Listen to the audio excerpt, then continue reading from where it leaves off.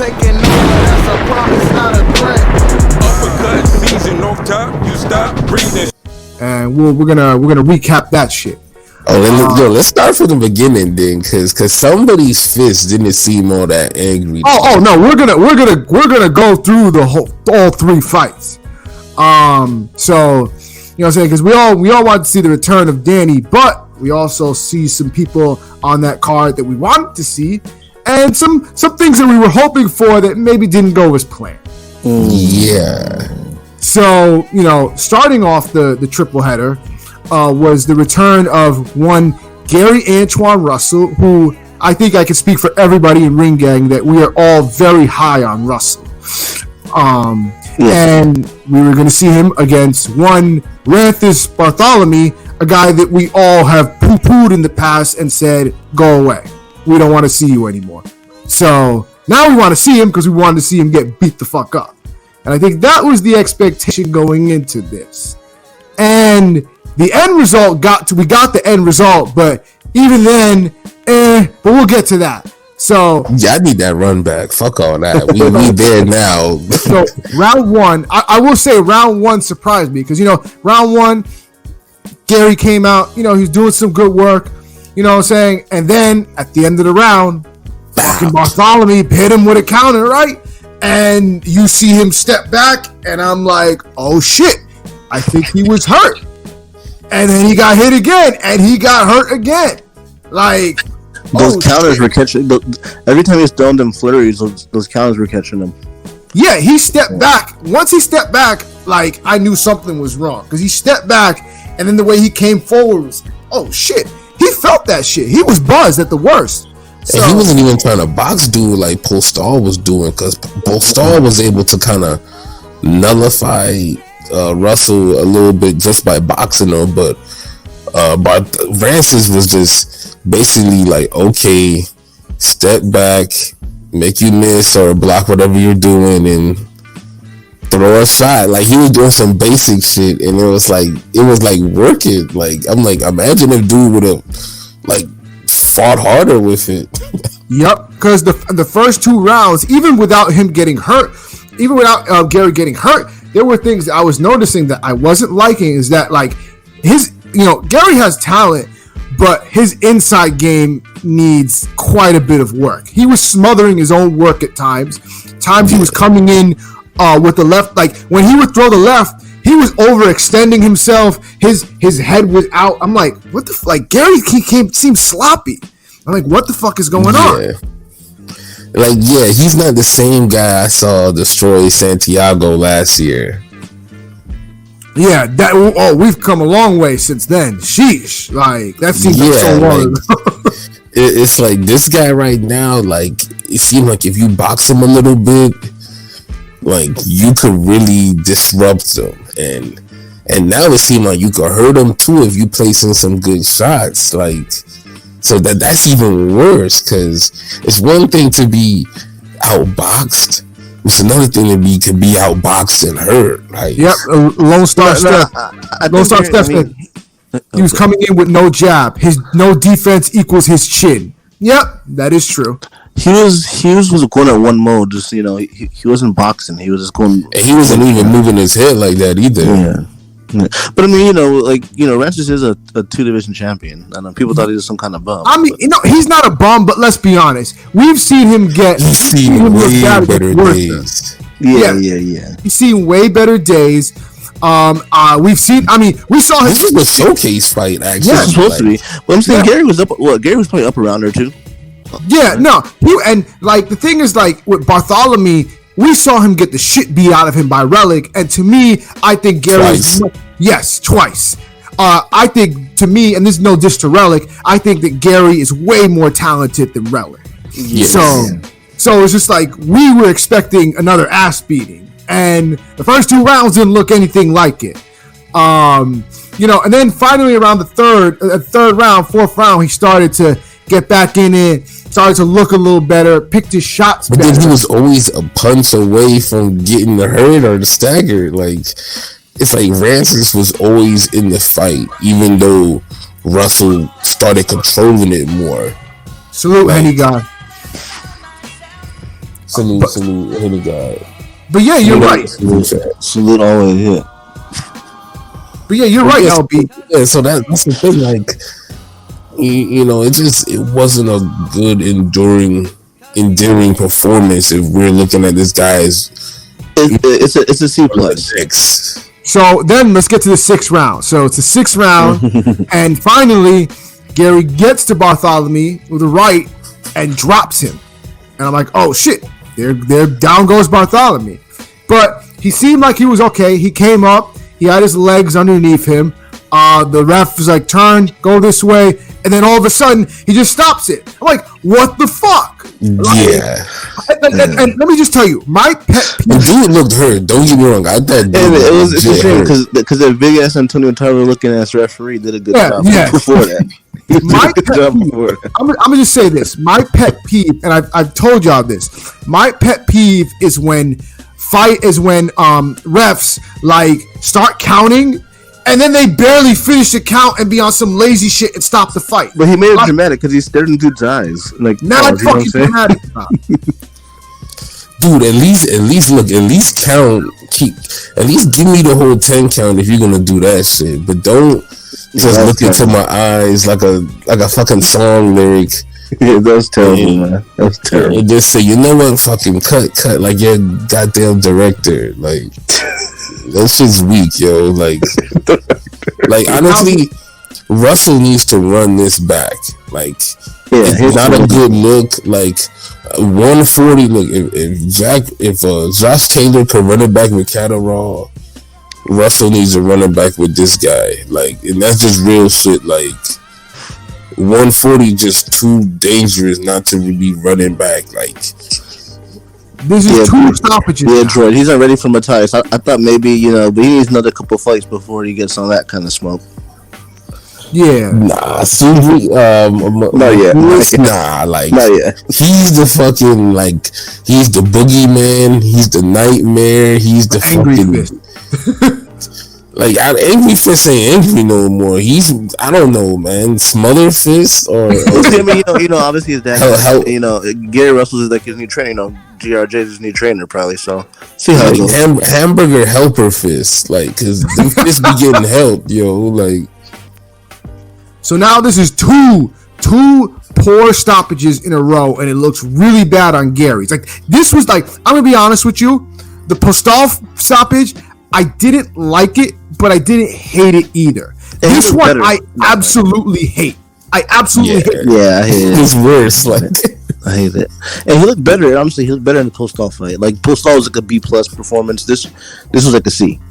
And then honestly, it's the same because this fight he wasn't getting outboxed, but he was getting hurt and banged up. He was winning Postol fight. He was getting outboxed.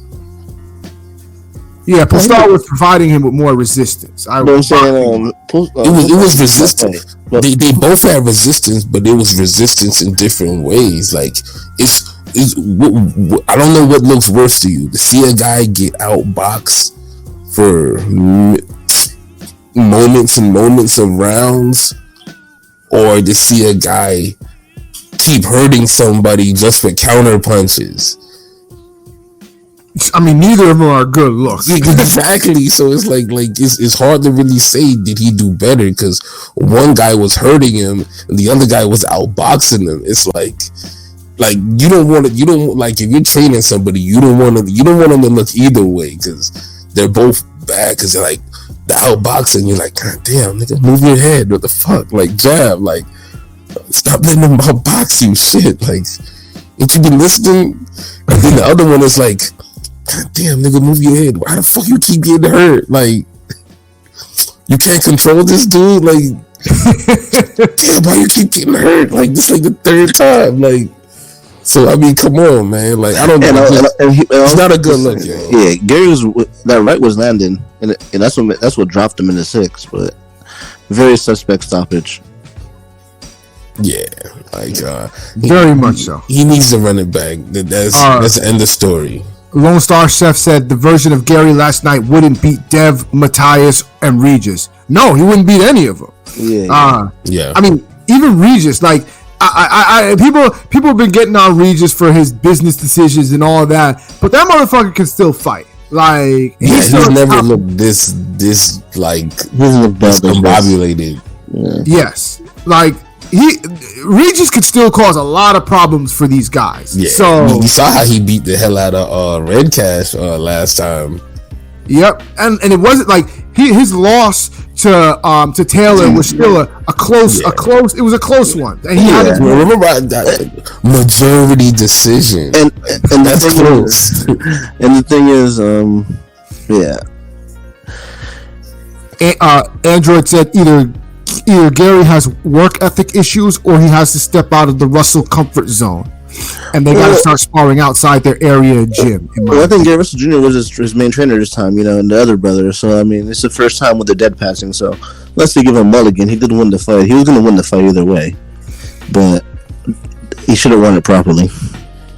Yeah. I don't think they're going to do that. Like their comfort with that Russell tribe, and I don't see that happening. Now you probably just bring people in, but I don't know if they'll have to expand because all three brothers will, they're going to give each other quality work. That's their formula. Yeah, I mean, it's a family formula. It's a proven formula. There's certain things he just got to improve on. You got to move his head more, try to box more, control the distance better. It kind of sucks. His streak kind of looks suspect now. There's 16 for 16. A little suspect.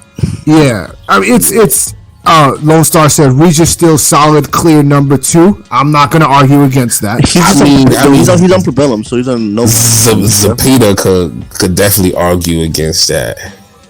You have a point with Zepeda. Although I'm going to be honest, I don't know how much Zepeda has left. I mean, the last fights were good, but that Baranchik fight is still. I'd put Ramirez over Zepeda. Well, they're going to be fighting next. Yeah. They're going to be fighting next. So, because if you used to rank 140, you would have to be like what? Catterall, Taylor, what? Ramirez, Zepeda. Remember, all these guys keep fighting each other. Like it's hard to just keep Regis as clear number 2. When he hasn't been fighting the same ops. Like Matthias is up there. I mean, Gary Russell is still in the mix, but he's not. 140 is like the most stacked division. Oh yes, my favorite. Yeah, it's a great division right now. I looked at Zepeda as the guy who, on some Fundora shit, like he's earned his clear spot as being, hey, look, I need to get a belt next. But that Baranchik fight, it always sticks in your mind. Like that ruined him. Shit, nigga, be off that. It was the Lundy fight for me, but he pretty much ruined Joseph Vargas now. So I mean, I ain't gonna doubt the man. I mean, but we'll see how much he has left in when he runs it back with Ramirez. So yeah. The 140 division is still like it's fluctuating, like, and especially once Taylor leaves the division, now it's a free for all. So can't wait. Yeah, so he drops the rest of those belts. Well, he dropped basically all of them. He dropped 2 of them, right? Yes. Yeah, he still got 2 of them though. So. I think the only one he's got is he's got the WBO, and he dropped the IBF. He dropped the WBA. Yeah, he dropped them all. It's 2 belts. He still has 2. Okay, so he still has the WBC because the WBA he dropped because WBO and WBO. He's got to have the whatever Bob ordered WBO belt. Yeah, no, he has the WBO belt. He dropped the WBA because Pollo and Akmadov are fighting for it on the Broner. And he dropped the IBF, I think. Matias is fighting for that. So yeah, so he got the WBC and the WBO. So it'll be interesting, but we were kind of hard on Gary, but he did have, we were fair on him because he did have his bad moments last night. He had some good moments, but he still has so much to be seen. So we'll see how he looks moving forward. I don't know if he's going to run it back with Bartholomew, but the next match is going to be an eye opener to see how he rebounds from this. I'd rather him just run it back and just fix the problem. Because he's supposed to shut a guy like that out and just outpoint him or beat him up and not get hit with the same big counter punches like that. Like them 5 times, yeah. Yeah, imagine if he was fighting a guy who really could punch. Yeah, because you gotta remember, Rand just won a belt at 130, 135. So, you know, he's tall. But, you know, yeah, he's tall. Yeah, does he have a little pop on his shots? Yeah, he can hit, but I mean, I didn't expect him. I expect him to fight really in the back foot. That's where he was getting fucked up. But around and throwing back because he can throw it back. A guy like Antonio DeMarco, I would say, is a bigger puncher. Imagine if he was landing those same left hands. This is true. He's another plastic guy. So it's just like we say, like 140, you can't sleep. Yeah, definitely. So it's gonna be interesting to see where things go for Gary. You know, how would y'all rate his performance last night? C plus. I agree there wholeheartedly. C plus. This I want to say a B minus. Yeah, for Gary. C plus for sure. Yeah. Because I want to say B minus because he got the knockdown, but then I'm like, he was getting hurt too many times in 6 rounds. But I think he was finding his rhythm. But like the 4th and 5th, he wasn't getting hit as much. By the 4th, he wasn't getting hurt as much. He was still getting hit. Okay, yeah, he's gonna get hit once in a while. But I'm saying by the 5th round, he seemed like if the ref let it go and you know they would naturally just let it happen, he probably would have got a B minus with me. But you know, you gotta, it's a C plus performance. Yeah, and then the stoppage. The stoppage just makes it, you know, puts a bad light on it. So yeah, the referee definitely had cheese on that shit. It's almost like the last time I can remember somebody getting this much ref help in like a number of fights, it was Bradley. Russell. Provodnikov and the Jesse Vargas fight. There was a clip I saw of that same ref, like David Benavidez was fighting some dude. It wasn't even that hard of a punch. He stopped the fight. Oh boy. I mean, some of these refs be like, but y'all remember what I'm talking about? Remember Jesse Vargas? Like he had like Bradley damn near out on his feet, dead to rights. Yes. Yeah, the last 10 seconds, and then dude stopped the fight, and they still had 10 seconds. Yeah, that was quite the fuck up right there. Yeah, I know people be like, man, but it's 10 seconds, and it's like, if you box or you fight, you know, 10 seconds is an eternity. Is an eternity in a fight. Like, I've seen people, like, stomped out, turn fights around in 10 seconds. Like, you mess up 10 seconds in a fight, like, yeah, so... I mean, we saw Mosley finish off Mayorga in like 2 seconds left on the clock. So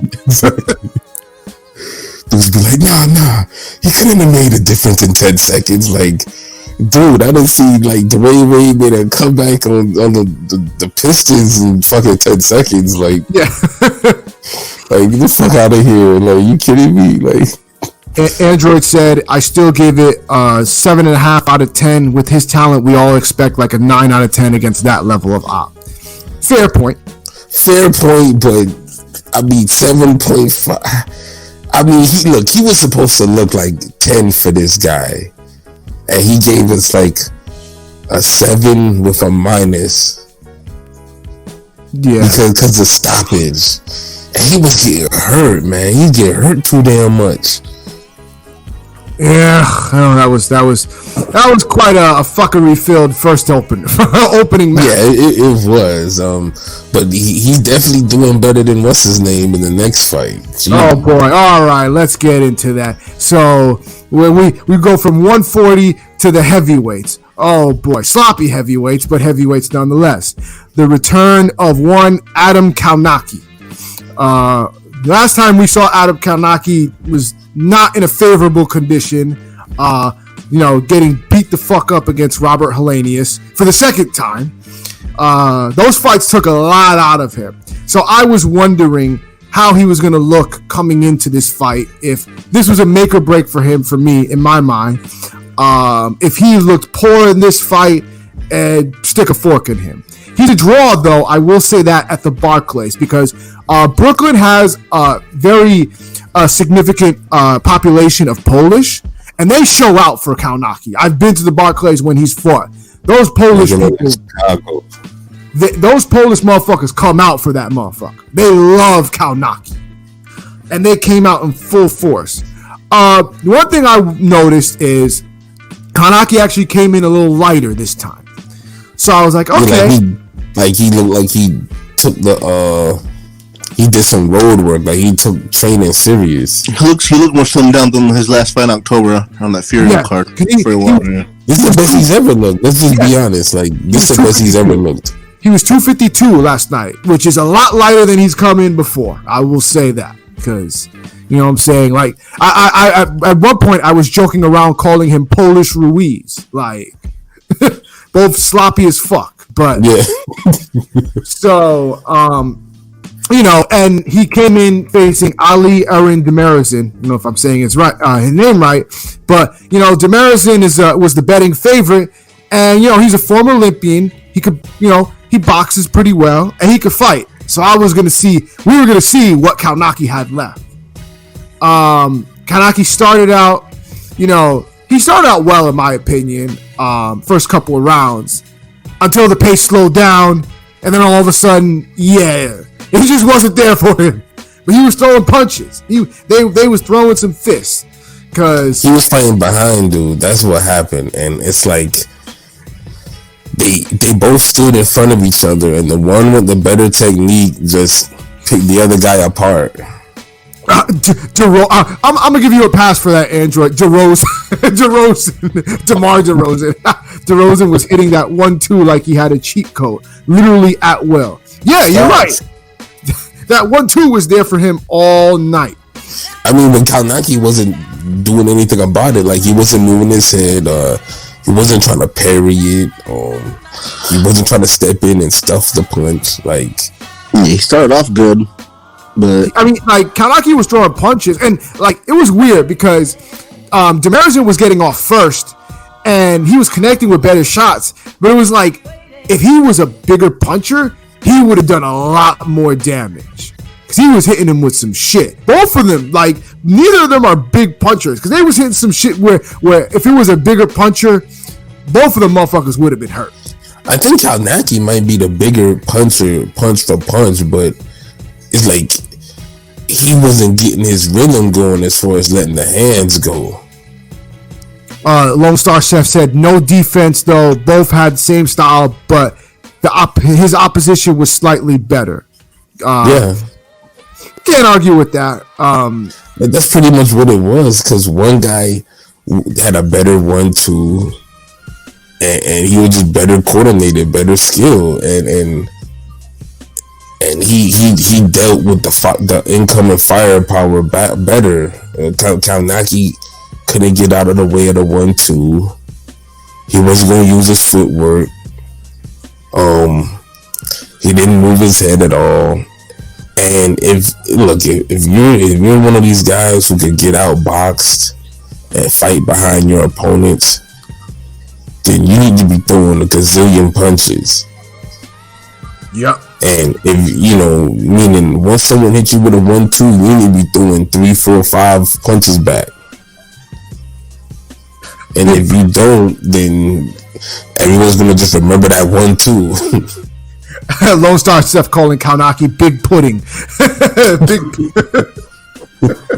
Big Pudding wasn't jabbing like Shutter said. He was down and knew it. Yeah. Yeah. It's like he kind of gave up, and he just kind of reminded everyone he was there by just being in front of them and landing the occasional punch. Like low key, he was kind of like damn, and I don't know if everybody's seen this, the Derevyanchenko's fight with Conley. I did see that. Yeah, like Conley kind of tried harder. At times. He fought in spurts. Yeah.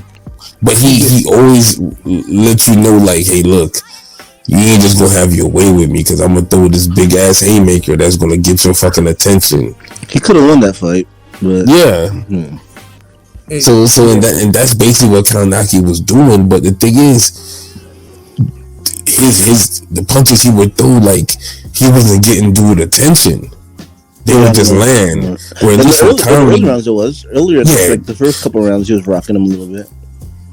Yeah, that didn't let you know how his power didn't even carry throughout the fight like that. Yeah, it didn't. Yeah. Whereas at least Conley still rocking, or he was still like landing with authority on Derevyanchenko late into the fight. Yo, Andra, you gotta stop. You're fucking killing me. Kaunaki fights like he's straight out of the original Punch Out. King Hippo with combos. Oh shit! Yo, you brought it back. I can't, bro. King Hippo. But it was an entertaining fight. King Hippo. It was an entertaining fight, and in the end, scores were close, and Ali Derezin came out the winner, unanimous decision. I think I agree with that. I thought he won the fight. It was a good fight, but the winner was the right one. That was the right winner. It was a good scoring on that. I thought maybe it'd have been fuckery because he's a fan favorite, Polish, New York, but it's good, you know. Yeah, the Barclays didn't like that. Yeah. But Kaunaki he got to do more, man. He just should he like retire or think about his career? Well, he did talk about that. He said that he's going to have a very long talk with his wife, and he wants to see what he's going to do with his career. Like, he doesn't want to go out like this. He's like, I'm not going to go out like a fucking loser. He said it like that. So yeah, that's the spirit. He definitely wants to continue. I think he'll probably fight again. He could still always fight at the Barclays because he's always gonna bring people to the Barclays because he has a fan base in Brooklyn and they will come out to see.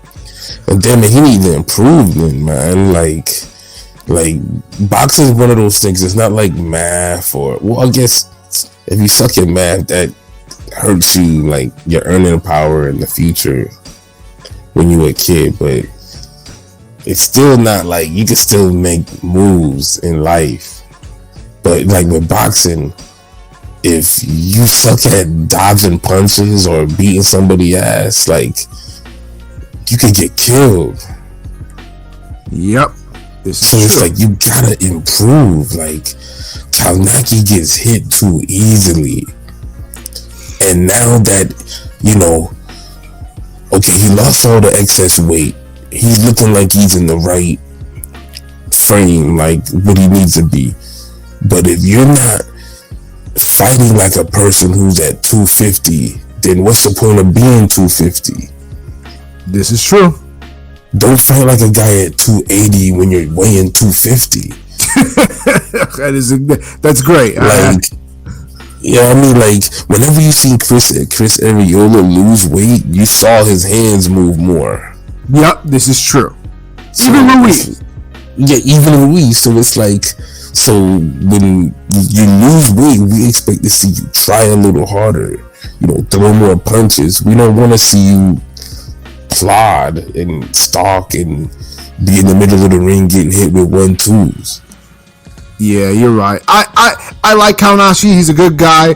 I just don't know how much more he has and how much more punishment he can take. He's taking a lot of management, man. That's like, honestly, like if PBC wasn't trying to protect Wilder so much back then during the Ortiz fights and shit, like they should have ran the Kaunaki fight with him. No, that's what they were building up. They were trying to do that up. Yeah, I know. They was taking too fucking long to build it up, though. I think Hellenius has ruined the plans. Yeah, but because they took too fucking long. And now Hellenius is gonna get that Wilder payday. Gotta love it. Hopefully somebody. Now for Demerizin, this was a good win for him, and I think he could probably parlay this into a nice little fight. Like, you know what I'm saying? I could see him fighting somebody like a Chisora or a Parker, or even probably, he could maybe get a Wilder. Don't mention Chisora, man. I mean, I'm just saying, because Chisora's out there wanting to fight anybody, so I'm just saying. Yeah, you said a Wilder? Nah, I don't know about that. No, I mean, you can see it. You could see it in like as just a touch. I don't know. They're not gonna run that on Wilder. That's more of a would they give him a chance with? Well, he lost to FA drug, but they should run that back. Even though he's on top rank. Give him to Sanchez. Yeah, that's more of a Sanchez. It's more realistic. Charles Martin type of fight for him. Like, if they want to showcase him, they'll give him a Charles Martin. If they want to give him a toss up, they'll Frank Sanchez him. No, Sanchez will beat him. No, I mean, I believe that too, but that's an upward fight for him, though. They're both on PBC, so it's an easy fight to make. Yeah. I mean, he would be used as a guy that's now credible because he's not a world beater or a top contender, but he's credible. So it's a good win on your resume. If you beat him, it looks good. See, now the Exabo win is looking better. Like, Yep. So nice little. So it would definitely look good. It would look good for Frank Sanchez or everybody. Like, let Johnny get in on this. Fuck that. Like, Johnny Rice. Come on. Like, Android said PBC is good at parlaying wins. They always have something for the B-sides if they end up with the upset. That is true. That's true, but the crazy thing about that is, even though PBC does that good, they still don't know how to build a good B-side. That's the crazy part about it. They know how to parlay good wins, but they could never make good B-side like attractions. Like if they, like Devin Alexander was supposed to be a good B-side for Spence, but they never let Devin Alexander turn his career around, so they couldn't build him up to be anything. When they fucked them out of the Birdo wins and the Virgil Ortiz wins, Victor Ortiz. I'm sorry, Victor Ortiz. Yeah. When they fucked them out of those wins, that told you right there. Because Devin Alexander was on his way to be a more credible opponent than Danny Garcia at welterweight. See, he got better wins too. You can't argue with that. So just imagine. And not just on Spence, he would have been a good fight for Boots, Thurman, a lot of people at welterweight, but PBC fucked that up. This is true. Can't argue with that. I mean, it's like yeah, it's good. Yes, you're right. They parlay them, but then it's like I don't know. It's like you could make. They don't lead anywhere. That's you can get more. Yes, you can get more out of them. It's like you're basically just kind of just sacrificing them. Like PBC is good for the spin-offs. Top Rank will get you the series. Yes, like PBC will get you like one good spin-off episode. Like you'll get your what if episode, but Top Rank somehow gets you a series. Like they'll make you a good B-side for a while. PBC hasn't learned that yet. Yeah, because whenever they have someone, they fuck it up, or they make a bad decision happen, or something in our inactivity kills it. Yep. But we'll see how that goes. It'll be interesting to see where both guys careers go from here. So. I'll read an Android comment. So Watson. Yes, we got another ethnic dude in the back. Yes. Yep. So, nice little heavyweight scrap. And now, I think it's time we're here for the main event. Return of Danny Swift Garcia. He was wondering when he was going to come back, and tonight was the night. And was wondering how he was going to look at 154. New division. So, new division, new Danny. We was going to find out last night, and we did.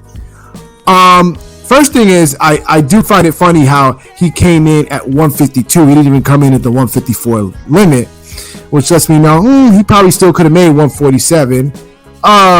Weight-wise, he looked okay, but like I said, I still feel like he could have, he's still good for 147. I don't know if 154 is going to be for him, I mean, it didn't look like he was just I think he's outgrown 147, but I think these guys are like tweeners. They're more of a 150 type of division. I'm not with the tweener shit. Yeah, but that's what these guys are. But the thing is, I don't even think Danny even is on a tweener shit. I think it's just he's been training for so long that he wasn't gonna be a 154 unless he. Yeah, this is like almost a 2 year layoff. 2 year layoff. You know. Yeah. It's not just layoff of his career. You know. So. Didn't Thurman kind of weigh light too in his fight? He weighed 146. He always weighs like around 146. Like he never weighs in at the 147 limit. It's always like 146, 145. So, yeah. No, I get it. Yeah, like if Danny bolted up, like I could see it, but I don't think he. It's more of a strategy. A little more filled out though. Yeah, like honestly, I don't think he's a 147 guy anymore. Like I think he really is more so getting bigger at 154. Well, he always mentioned going to 154, and I mean, if you say to 147, he's looked at as a gatekeeper. This is like a new perspective or a new lens on him moving up, new weight division. Everybody's been complaining. Like honestly, he didn't look bad. Like he let his hands go. He made a big shot. Like I don't know what people be expecting. Like niggas be wanting Danny Garcia to look like Mikey Garcia, but then Mikey Garcia's fights be like uneventful too. Sometimes losing to a gun on his level. Yeah. I think when has Danny lost to the Sandor Martin dude? Yeah, Danny only lost to the guys he probably was better than. I think coming back, I thought he looked pretty solid. He looks pretty fresh. He boxed smart. I don't think Benavidez fought the right fight anyway, but he was fighting inside too much, and like he should have been fighting more from a distance. I'm like, why was he playing into Danny's fight? And why was he taunting with his tongue out the whole fight? That was idiotic. Man, it's like you feel like dude trying to be on some street shit. Like he wants to bring some type of gangster shit to the sport. And so your brother laughed you times two, bro. Yeah, I mean, I have no problem with that if you're good or you can make it work. But if you're just getting whooped up, all that mean mugging and shit don't really, Last time we saw Danny throw this many punches. Spence fight. I mean, I was talking about that with people. They were like, well, if only he threw more punches. I'm like, he threw 900 punches in the Spence fight. So it's like it wasn't 900, it was 700. But I mean, besides that, generally, it was but that's still a lot of punches for Danny, though. Yes, for Danny, that's a lot of punches. So if you see 700 punches from Danny is like 900 punches from everyone else. If you were to tell me that regardless of the result that Danny was going to throw 700 punches, I'm cool. I'm cool whatever happens because at least he threw punches. Yeah. How many Benavidez throw? He didn't land many, that's for sure. He landed shit. He landed like basically like 10, 15 punches, man. Like in 3 rounds. Android said Danny Garcia impressed me, no lie. He used more boxing than I've seen from him in a long, long time. Yeah, but this doesn't prove anything to me for him at 154. No, of course not, because Benavidez looked trash last time. He looked trash last night. Like this was more like a Russ, literally a tune-up, a definition. Yeah, tune-up. Get the rust off, ring rust. Rust check. Like shout out to Rusty. Like. Oh yeah, always. You think so? Yeah, I think overall it was a solid performance from Danny. I'm not going to complain too much. It would be funny if what's his name was here. Our resident Danny hater, Pat Scorpio. Yeah, like he was just on some, like he be on some extra shit. Like real talk. Like shout out to Pat, but that's not the Pat. It is funny because. And I really clearly see this, like, because since I'm a Golovkin fan, like, the hate he has for Danny is how I feel like Golovkin haters be with Golovkin. But he has that same energy, but for Danny, and he doesn't see it as a hater though. And I'm like, dude, you be hating because it's like. He was projecting so much shit on us last week, and we're like, dude, like none of us is like stressing about this fight. Yeah, no one's like, even when I said something about the 12th round stoppage, he was like, he brought up Crawford, and we're like, dude, like Crawford has nothing to do with this. Like, like that shit was like so far from our mind. Like no one was looking forward to this fight. This was just such a like ho hum. Like, yeah, we cool with Danny. Like, yeah, but come on, bro. Like, so it's just funny when it's like he cared about this fight more than us. Yeah, like that's why it's weird, and him being a Golovkin fan and seeing how dudes just wake up and be like, man, this old middleweight motherfucker ain't done shit all since the last Canelo fight, and a motherfucker will say that or tweet that without brushing their teeth for like no reason, and he'll do the exact same shit for Danny Garcia. Like, he'll just randomly, this motherfucker can't dodge a jab. Oh my god. He got skunked by Porter. Like, dude, most people had Porter as a close fight. No, it wasn't. Like, it was a close fight. I was there for that, and it was closer than people made it out to be. Like, dude, that fight was so close. That fight was won on like a couple more offensive spurts. Yeah. But Pat said, in fact, I always remember Spence saying that he thought Danny won that fight. Like, there were people that thought he won that fight. There were a few people who won. Like, bro, honestly, you had more people saying Danny beat Porter than you had Canelo beating Golovkin in the first fight. That this is true. No argument there. So you know, just say it. But what's up with the scorecards of this Danny fight? Yeah, hold on. Yeah, we got to talk about that. Like, first of all, those judges were trash. They should have been 11, bro. Glenn Feldman had it. No. Roldan had it a fucking draw. That was bullshit. That was fucking. There's no way on Google Earth that fight was a fucking draw. I had it 9-3. I had it 9-3, which one of the judges had it, and then Glenn Feldman had it 8-4, 116-112. I had like 10-2, man. Yeah, like if you had Benavidez winning more than 3 rounds, and 3 is even a stretch. Yeah, I gave him an extra round. I gave him an 3 extra for a pity round. Yeah, you could do a pity round. Yeah, that's what I'm saying. Like, 3 is the utmost limit. Like, you can't give him more than 3. No 8-4, nah. Ain't no 8-4. That 8-4 is still bad. Yeah, he definitely won that fight. That was some bullshit. Like, Benavidez, it was hard to give rounds to him because he wasn't throwing. He wasn't really poor job of controlling the round. Like, he wasn't. Ring generalship was just so non-existent. Like, he would land a punch here or there, but then he would eat jabs, or he would get hit to the body, or he would eat a big right hand. He'd eat a left hook. So it's like flat-footed Danny was dancing out there. And Danny was looking like the Matisse fight. That's why everybody's like, oh my god, like, because he literally hasn't used any footwork in like so long. Yeah, he's using footwork going to the left and the right. I'm like, okay. Yeah. So, but I mean, we all know Danny won that fight and pretty easily. It was not a only Pat who gets the scorecards filled out 3 weeks before the fight. They think this was some type of big disappointment. Honestly, Turbo Fist was more of a disappointment because he got hurt by a guy who was more washed than Benavidez. Yep. So see, people look at Benavidez more as a never was. No, I get it. Yeah, no controversy here.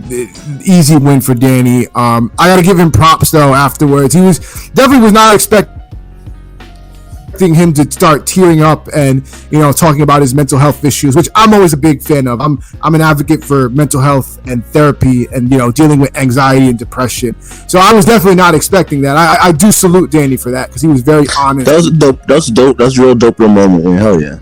And honestly, I salute because it was genuine. It wasn't just on no bullshit. I don't like them trying to use the whole mental health on some whole shit on some. It felt true. It felt genuine. Yeah. Yeah, like escape accountability with the whole mental health shit. Just on some like, oh, my mental health, like you get out of jail free card. Like it's either like or I didn't expect that from Danny. Yeah, I mean that's the most emotion I ever showed. He was like, I fight. I fight through it. I have these issues, and I fight through them, and you can fight through them too. That's what I do.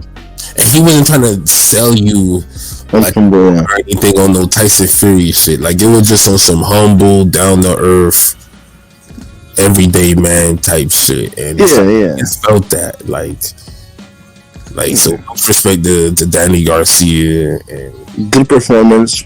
Yeah. There's some sharks out there though. I'm sure he'll be wise. So now we'll talk about that. So we'll see now what's next for Danny. We know he said when he was asked, who do you want to fight next? He said, I'll fight anybody, but I want to rematch Keith Thurman because he took my O, and if not, I'll fight Lara for the middleweight title at 155. Interesting names he called out. Both Danny and Thurman have called out Lara for a catchweight. Yeah, I see Lara's food right now or something. The hell? Yeah, no, but he's going up to one. He's at 160. Yeah. He's become like a fucking counter punch knockout artist at fucking 160. Oh my god. Well, I mean, who'd he fight at 160 to really? Yeah. Like Sullivan, he got something there. The Tekken training dummy. Cornbread. Yeah, cornflake. Little brother and shit. Like, yeah, like a knockout against Frosted Flakes proves nothing for me. So yeah, but he did. Even the Street Fighter car fight back. Like, at least it honked the horn or something. Like, yep. So the core just crumbled. So it will be interesting to see what Danny does next. What I was not expecting was Keith Thurman heard this and then decided to go on Twitter and give us some bars. Yo, this motherfucker was crazy. Like, you can't pass the Danny Garcia test. You're talking about Street Fighter giving you that yoga flavor. I'm like, what the fuck? Dude tweeting out bars. Yeah, that was a cool. Hold on. I gotta read this because it's too funny. That was definitely about 8 bars on there. He tweeted, I'm too pretty, I'm too blessed. TSG can never pass the Keith Thurman test. I beat that boy with bone spurs. I wasn't even at my best. My IQ is even higher. His feet are slow like a flat tire. This is not a game. It's not Street Fighter, but I will hit you with that yoga flame. Yo! This nigga really came with bars. I was not expecting that. At the founder of bars and boxing, I'll allow it. Yes. It definitely checks off. Yeah, I don't think that's fight happening again. Like I wanted to see Keith versus Porter again. Both those. I was thinking about that the other day. It's crazy how that generation of welter just came and went and disappeared. Well, Pilot, we would have gotten that fight if it wasn't for them ordering Crawford and Porter. We would have seen Thurman and Porter run it back because Thurman admitted that. They were close to it, yeah. So I think that was better for the sport. Yeah. Run it back. Lone Star Steph said, Danny's the biggest name at 154 with drawback, and yes, he can make 47 fine. He boxed circles around Jose. Nice win to get back into the mix. Sucks he doesn't want to fight Tony the Tiger. Guessing he means Tony Harrison. That's a classic Detroit versus Philly type fight. But I think Tony would just be a little too big and can box too well. Yeah. I don't think Tony's interested in fighting Danny. He wants that big fight. So who knows? We'll see. That's still a draw. He would take a fight. It's a money fight for him, but like it's not like a money fight for Charlo or anybody else. But I really think that's what they're angling for. Like you're angling for Danny to be a voluntary defense for Charlo. Danny don't duck smoke, but I don't know. Go ahead. No, I'm saying it's trash though because unless you're gonna fast track him to 3 fights a year, it's a wasted fight because for him to make that 1 fight that year and it's just gonna be Danny and you got Fundora and Tim Tszyu and all these other names that are just nice and just juicy and ready for the taking, like to make great events. To get a belt. Yeah, but if you say, look, let me handle Tim Tszyu in January, put Danny on my undercard against Tony Harris or some shit, or something, I could get the winner in early summer, and then come in the fall, winter, and get Fundora. Like, nigga, you know that shit not happening. but dude, it's realistic. Like, it could happen, but I'm just saying, like, who wants to attempt to fight in January with Jamel Charlo, and then nothing happens for the whole year, and then next February in 2024 you get a Danny Garcia fight. What are you talking about? What do you mean? That's what happened. Well, see, the problem is, like, he can't fight Danny anytime soon unless he wants to give up one of the belts, because he got a shitload of mandatories coming up. He's already got the Zoo fight. Afterwards, Fundora is at the top of the WBC list, and then you got his IBF mandatory, which is actually even before the WBC. So, what time is he gonna get to fight Danny? Like, that's why it's a pointless fight, because no one wants to give up a fight like that when you're only fighting once a year. Charlo better off just dropping the belts and moving up, but whatever. That's gonna happen soon anyway. Why move up, dude? Why move up from a buzzing hot division to go to a stale division that even your brother hasn't done anything in there? Maybe you can revive it. I don't know. Do it by doing what? I'm not a fan defending Undisputed in this era. I don't know. All I'm saying is, Jamel Charlo, he can't move up without fighting the Tim Tszyu and fighting Fundora. Like if it'll be a legit duck. I'm sorry, legit duck if he don't fight Fundora before he leaves. Now, if you go to 160, he need to have a plan. Because if he just go up there and do the same thing Maul doing, no one trying to hear that shit. Yeah, middleweight that division. I think it's more likely that if I'll say this, if Charlo's gonna sit around at 154 and take these fights, we'd more likely rather see him fight Spence when he moves up to 154 than fight Danny at 154. Yeah, because you got a built-in storyline, championship, but I doubt that's gonna happen. Like what the trainer gonna do? Like, I doubt that's happening. In that instance, I would see Spence getting the trainer, and fucking Charlo going somewhere else. Maybe go back to Roddy Shields for one fight. I don't know. But Derrick James' line was staying with Spence. We all know that. Nah, they not gonna fight. It's too many other good fights to make. Spence said he would fight. He would fight. Spence has said he would fight Charlo. Like, he has no issue doing that. That shit all the time, man. So he'll fight a motherfucker he loved, but he won't fight a motherfucker he hate in Thurman. Spence not fighting Charlo. Yeah. Fucking sense. Like, let me see. Shutter.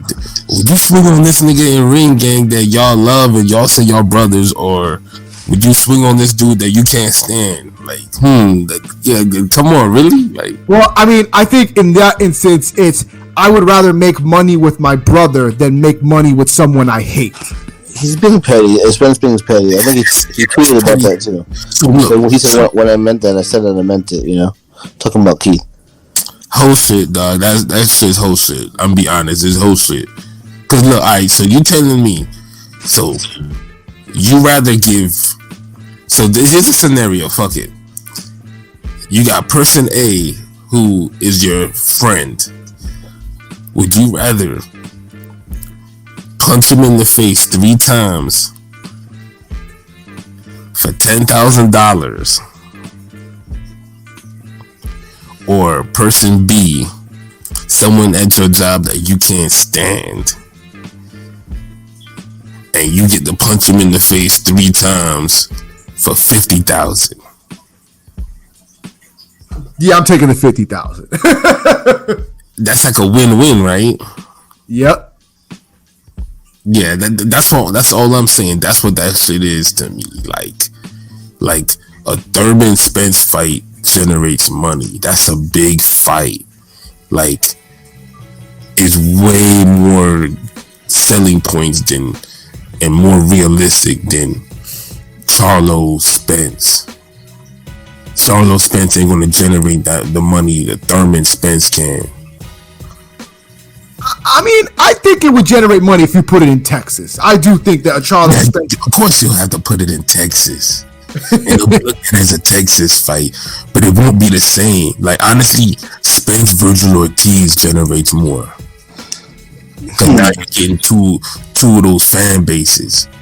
Charlo Spence is the same fan base. True. Thurman's a whole different fan base. Yep.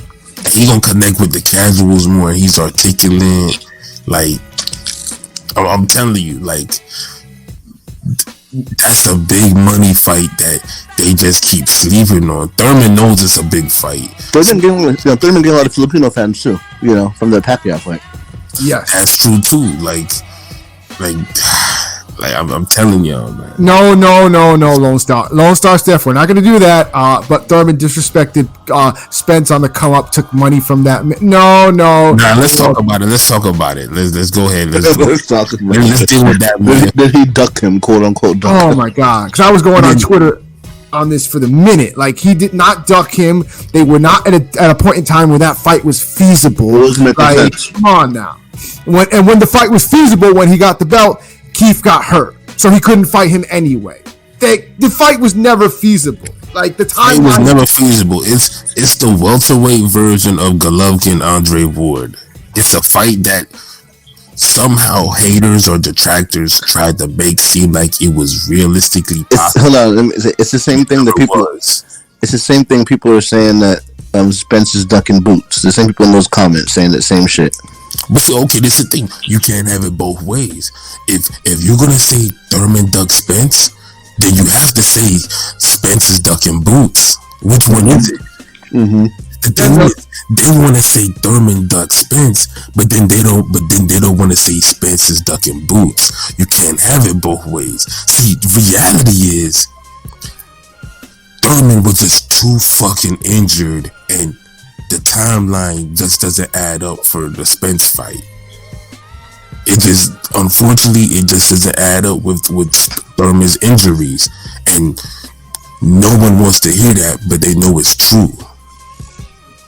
Fair enough. Oh, well, Lone Star Steph saying he didn't say he was ducking. He's not talking about that. All right, I'm just making sure you're not saying he was ducking. It's my fault for bringing that up, man. That's my fault. No, I mean, like, I don't think they were ducking I don't think he was ducking him. Then hold on. What's the whole disrespecting on the come up? Because this is boxing. Like, dudes is gonna talk shit. Like, and that's what it comes back down to, the whole enemy shit. If you felt this dude was so disrespected, and the universal balance, the pendulum in life is swinging towards your favor, and you're the A side and you're that guy, beat this light-skinned motherfucker's ass and be done with it.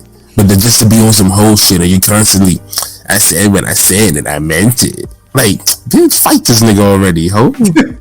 I mean, like, it depends. So, like, I'm not one of those people. Like, I know you say, well, you know, he has to fight him. I'm not saying he has to fight, but, like, it depends on what's lined up. Like, if this Spence Crawford fight falls through, and Lord knows I fucking hope it does not fall through. I'm gonna be so pissed if it does fall through. Like, what are the options? What are the options for Spence? Like, there's no really better option if he stays at 147 than Keith. There's just no better option. And that's the thing. It's like even then, if Spence leaves, he leaves so much food on the table. Thurman, Virgil Ortiz, Boots, Dan Jonas. You gotta fight one of those 4 fucking names. First off, Henny got slick. Did Danny lose? I missed it. No, he did not lose. He didn't come anywhere close to losing. So don't worry about it. You're good there. He didn't lose. I think with this, and Lone Star Chef said, as far as Spence ducking Boots, no. Unifications, aka undisputed right now, trumps Mandos. That's a fact. I get that. There's no mandatory in that instance. It's all subjective until the fight happens or not. That's the same reason I was saying last week with the whole Ryan Garcia and Tank situation. Whereas I'm not calling anybody names. I'm not getting on anybody until we know what's next, until a fight's lined up. Like, if Tank and Ryan can't get a fight lined up, then yeah, we blaming dudes, and yeah, they fucking up. But until something pops off between them, then I'm holding out doubt. I'm just holding out. Same thing with Crawford, but same thing with Crawford and Spence.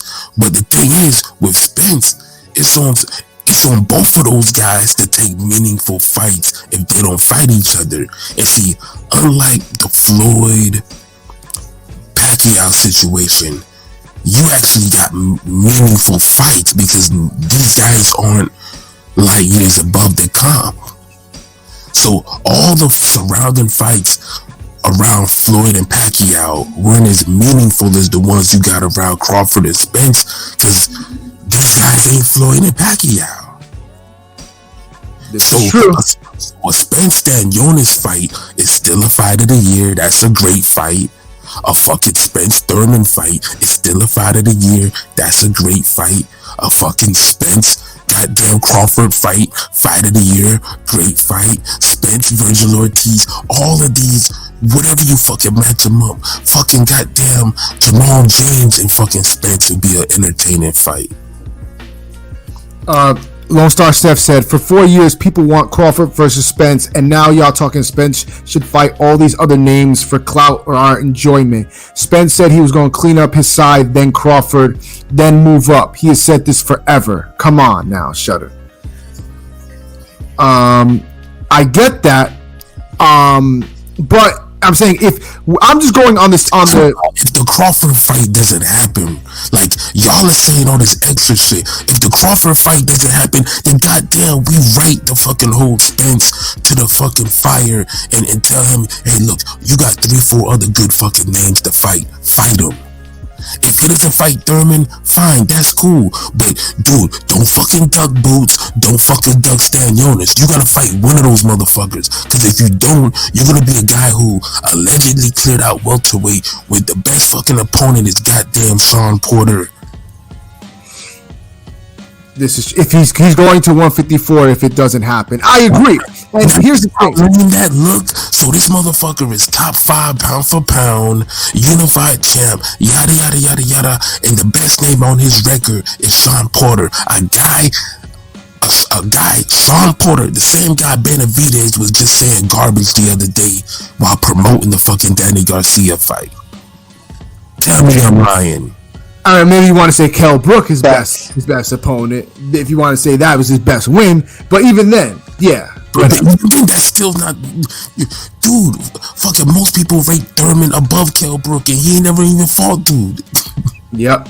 Come on, man. Like, y'all, it's like, look, niggas is trying to give Spence hypothetical passes. Like, look, he doesn't fight Crawford, fine. He gotta fight either Boots, Thurman, Ortiz, or Stanionis. It would happen Conor Benn to this bitch. It would happen. No, it would have to be Stanionis because he's next in line because he took the fight. Nothing wrong with that fight. That's a great fight, and if you was to fight him before he moved up, cool. At least you got one of the best young upcoming next in line dudes. I give you that, but you can't talk this clean the division out when you just started fighting a couple good welters a couple years ago. Jamel Charlo could say he cleaned out a division. Josh Taylor could say he cleaned up a division a little bit, but you can't get at the Spence. Did Spence fight better people than Crawford? Yes, and this is still in Crawford too. Crawford, if he don't fight Spence, he need to be fighting a fucking Thurman. He need to be fighting a Boots. I'm not putting this all on Spence. It's both of them motherfuckers. I've heard everybody. I've heard allegedly if the fight does not fall through, if the fight falls through, I've heard Golden Boy will be knocking on Crawford's door to get Virgil that fight. And that's a good fight. If you're not gonna fight Spence, fight the other bad motherfucker from Texas. Yep. I mean, we'll see. There's too many movies. I just hope this fucking fight does not fall through. If just give us Crawford Spence, so we don't have to worry about this other shit, because that'll just lead to another whole rabbit hole that I don't want to go down. Just make this fucking undisputed. Make the fight happen, so we don't have to play consolation prize contest. So we don't have to be like, all right, so runner up this would be, runner up that. Like, nah, like like I want to see Crawford Spence, but a part of me is over it already. Like I felt like I hate when fights, people try to make fights marinate too long. Like people try to make this on some like, let Spence and Crawford be the final pieces, when I felt like we could have got this fight at any time in the last 3-4 years. And that's even including the goddamn accident.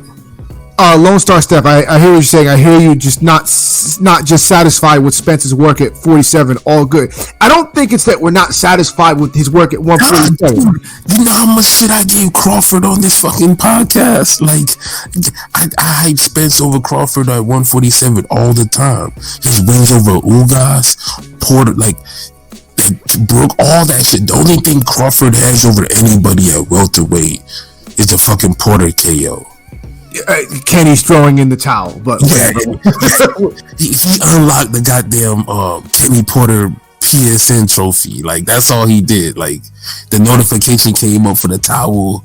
Rest is history. I'm just saying, like, I mean, I think that I will say this, Lone Star.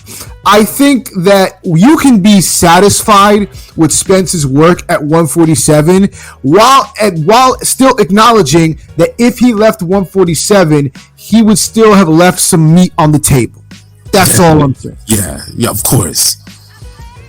Well, I mean, sometimes pause, there'll be some meat on the table, you know. But dude, it's too fucking much though. Like this ain't no look.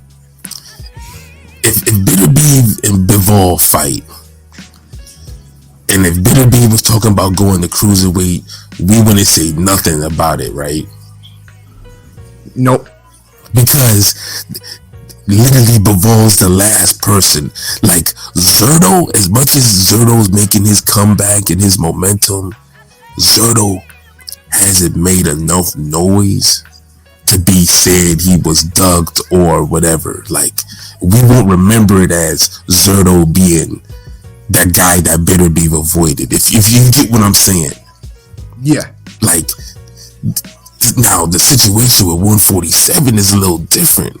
You might have fight Crawford, but it took so long to get the Crawford fight that you actually had other, like, several legit threats kind of build up within that same time frame, to where it's like you can't really just ignore them. And to be fair, that's not on Spence completely, but it's a byproduct of the situation. It just is what it is. Exactly, because I'm not even saying Spence needs to clean up all these guys. I'm saying it's both. And to be honest with you, it's more Crawford than anybody. I'll be the first one to tell you that if there was one guy who needed to fight one of these young fighters at 147 first out of anybody, it would be Crawford. Absolutely.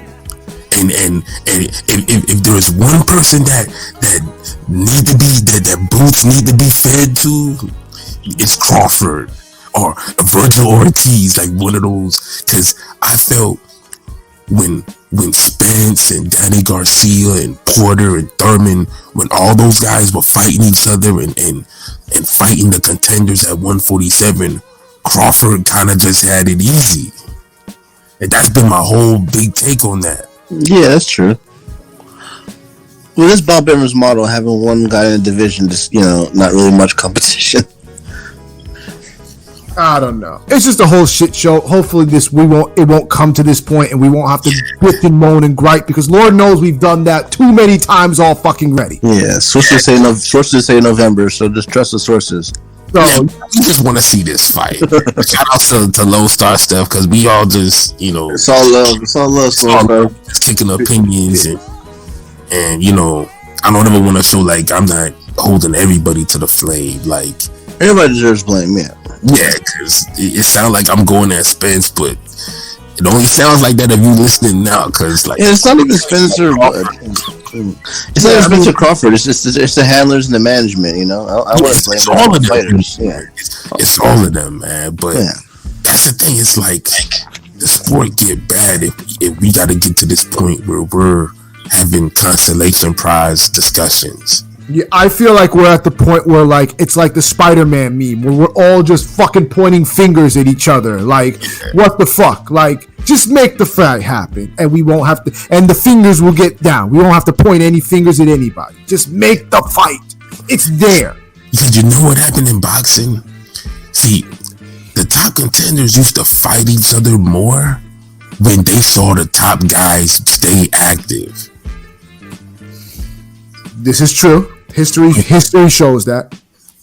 When the top guy is always facing someone active, everybody around them tries to make themselves the best challenger. But when it started taking too long for the top guys to make meaningful fights, everybody just got into the whole lottery mode and said, you know what, I may as well just kind of wait around and maybe I'll get picked because I'm seeing dudes get these fights and they're not really doing too much to get them, and they still getting them. Case in point, you can look at Saunders, Caleb Plant, and what's his name? Callum Smith. Callum Smith. Yeah, Callum Smith. No one did anything in particular for a Canelo fight. They just happened to get him because they was at the right place, the right time. Right connection, right promoter, right everything. And they was right too, shit. Fuck it, like, they had everything. There you go. But people would tell you they did something for it, especially if their argument is, well, Andre, you know, he didn't do anything for the fight. You know? Yeah, we could spend a whole nother fucking hour going in on the ginger lottery, but god damn it. But yeah, so that's all we saying, cause like if Spence Crawford would have happened last year or the year before, or say if that would have happened instead of Spence Garcia, like I'm pretty much guarantee you we would have had Boots and Ortiz fight each other, or you would have had Stanionis Boots or some other Thurman, some other fights would have got mixed up around, and 147 would be better off for it. That's all I'm saying. This is true. These dudes take so long, and then it's not like 154 where, like, you know, Castaño and Jamel Charlo were like the two top guys, so everybody was just fighting their ass off to get a fight with either one or the winner. So that's what's happening, but it just takes longer at 147 because it's bigger names, more politics. Absolutely. Yeah, it is what it is. I think we've about touched on every fucking subject right now and orbited back. So I think we are done for the night. So final thoughts, Pilot, any last words? Never last words, just next time, you know, but you know what it is, ringingradio.com and every platform imaginable, you know, whether it be YouTube, whether it be Facebook or Instagram or TikTok or Twitter, Google, Bing, it doesn't matter. You know where to find us, man. And appreciate everybody listening and have a good week. That's what it is. LB, final thoughts. Oh man, just keep tuning in. Hold on, so are we gonna have boxing this week? Yes, we got the Virgil fight. Yeah, at least we can only focus. You know, there's only one to focus on there. No. Okay, so it's alright. So we got a little something to look forward to. Alright, so we'll just stay tuned in. Stay tapped in the Ring Gang. More dope shit on the way. It's crazy how all the social media platforms differ. How being fans of certain boxers, because you be on Twitter, like Oscar De La Hoya gets hated on all the time. But he get love on TikTok. God, I'll tell you that. Like, it's crazy, but yeah, like we everywhere. Instagram, Facebook, TikTok, Twitter, YouTube, all of that. Podomatic, shout outs to Podomatic, Spotify, Anchor, You know, we everywhere, and there's more shit on the way. Shout out to the rest of the squad. You know, Pat, Rome, Top 5, Clanarchy, DZ, and PJ, Fight Architect, and my man, Prolific Genius. Don't forget, episode 4 of the anime is out. All Rats Must Die Part 2. Shit's epic. R.I.P. my nigga Rodney, and The World Is a Op is out now, man. Streaming everywhere, man. The real hip hop shit, you know, like gym music, hard shit. So you know what it is, man. We try to work together. That's what it is. I ain't got much more to say that the other brothers have said. So, you know where to find us at. You know, it's Ring Gang Radio all day, every day, twice on Sundays. I say that again. Ring Gang Radio all day, every day, twice on Sundays. You know where to find us at. ringgangradio.com. Instagram, YouTube, Twitter, Facebook, TikTok. We everywhere. We out there. We really even be at your fighter's favorite fight, your favorite fighter's fights. You know what I'm saying? So you might catch a Ring Gang there. So just always look out for us. Keep fucking with us. We got more dope content on the way. You know what I'm saying? Not just boxing, because we always keep it boxing. So, you know what I'm saying? That's the bread and butter. But we got some more dope shit coming up on the way. Some more content. You know, that's not just boxing. But, you know, keep a looking out. We got some more. So you'll be entertained and you'll be fucking with it. So Ring Gang got you regardless. So keep fucking with us and we got you. That's all I got to say about that. So for myself, King P, Bodega P, Conscious Pilot, and LB Shuttleworth the God, the GOAT artist. We know he goes the hardest. And just like Ring Gang, we go the hardest. But you know what I'm saying? It's another episode of Real Talk. It's just real. We talk about it. So until next time, peace. Peace.